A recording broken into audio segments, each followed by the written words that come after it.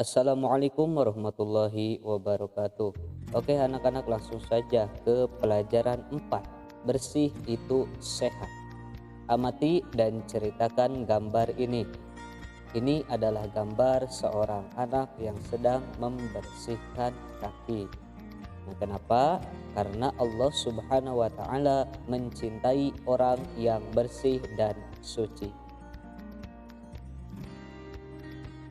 A. Bersuci.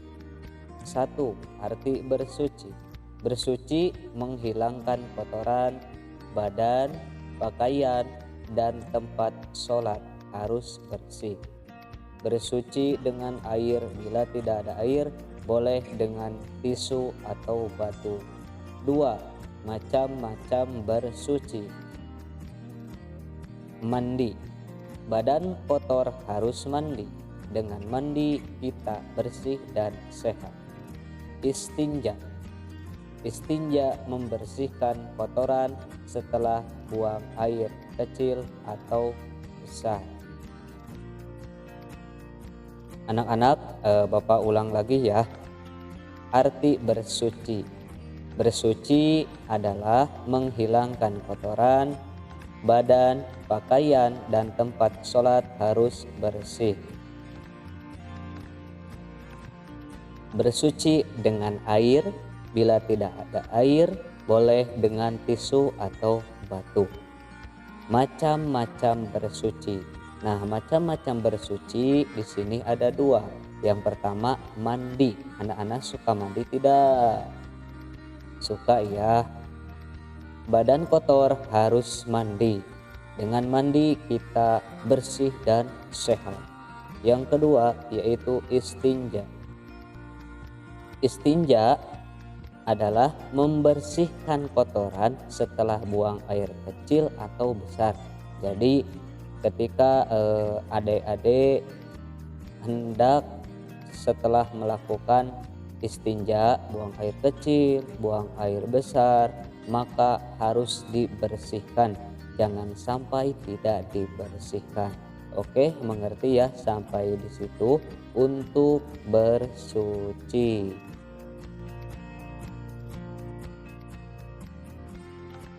B. Tata cara bersuci. 1. Cara mandi. Mandi dimulai dengan membaca basmalah. Pada tahu tidak basmalah? Ayo kita baca bareng-bareng. Bismillahirrahmanirrahim. Selanjutnya, bersihkan anggota badan dengan air dan sabun sampai bersih. Setelah selesai, keringkan dengan handuk. Itu adalah cara mandi. 2. Cara istinja. Setelah buang air kecil atau air besar, bersihkan dengan air atau kertas tisu atau batu. Jadi ketika adik-adik setelah buang air kecil, buang air besar, lalu bersihkan ya. Nah, anak-anak, tadi kita sudah belajar pengertian bersuci dan tata cara bersuci. Sekarang kita waktunya berlatih. Insya Allah aku bisa. Beri tanda checklist di kolom iya atau tidak. Bapak beri contoh ya. Misalkan nomor 1, aku tahu arti bersuci. Nah, karena Bapak tahu, berarti tinggal dikasih checklist di kolom iya.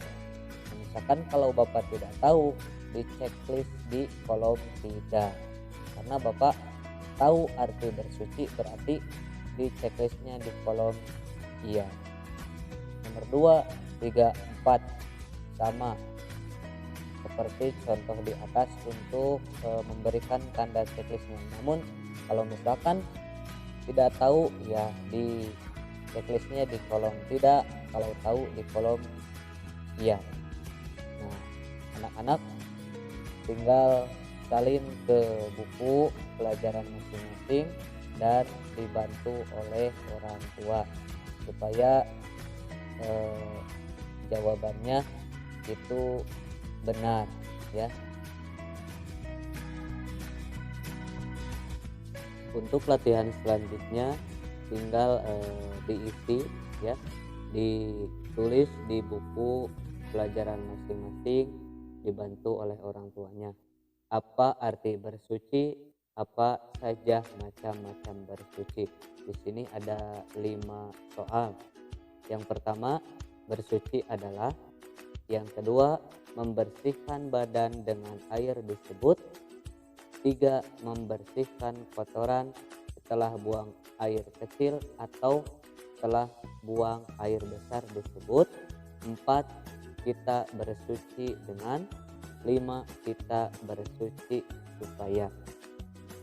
Nah, jadi itu untuk latihan bersuci dan tata cara bersuci. Nanti tugasnya dikumpulkan ketika pertemuan.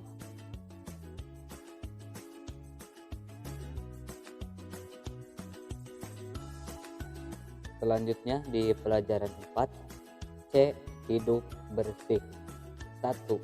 Bersih badan. Biasakan mandi 2 kali sehari. Ayo, siapa di sini yang biasa mandi 2 kali sehari? Nah, di sini ada gambar orang yang sedang membersihkan tangan. Tangan harus bersih ya. Jadi ketika kita mau makan ataupun melakukan sesuatu yang menggunakan tangan yang baik, itu harus bersih. Di gambar yang kedua ada seorang anak yang sedang menggosok gigi. Menggosok gigi dengan benar. Jadi adik-adik harus menggosok gigi dengan benar ya. Gambar yang ketiga ada anak yang sedang membersihkan kuku. Kuku yang panjang harus dipotong. Jadi ketika tangan bersih, gigi kita sering digosok, kuku yang panjang selalu dipotong, itu adalah salah satu orang yang selalu bersih atau badannya itu selalu bersih ya. Jadi adik-adik harus dibiasakan gitu ya, setiap hari, apalagi mandi dan gosok gigi. Kedua, pakaian harus bersih. Pakaian kotor harus dicuci, pakaian harus rapi. Jadi ketika ada baju atau pakaian yang kotor segera dicuci. Lalu simpanlah pakaian anak-anak atau adik-adik sekalian dengan rapi. Ketiga, barang-barang harus rapi dan bersih. Piring, sendok, dan garpu harus dicuci bersih. Alat belajar harus bersih. Buku, lemari, dan meja belajar harus bersih. Jadi ketika adik-adik melihat piring, sendok, atau garpu yang kotor, lalu segera dicuci supaya bersih. Alat belajar harus bersih. Nah, ada buku, lemari, meja belajar juga harus bersih. Jadi adik-adik jangan sampai buku, lemari, meja belajar itu kotor ya. Kalau kotor segera dibersihkan supaya bersih, karena bersih itu sehat ya.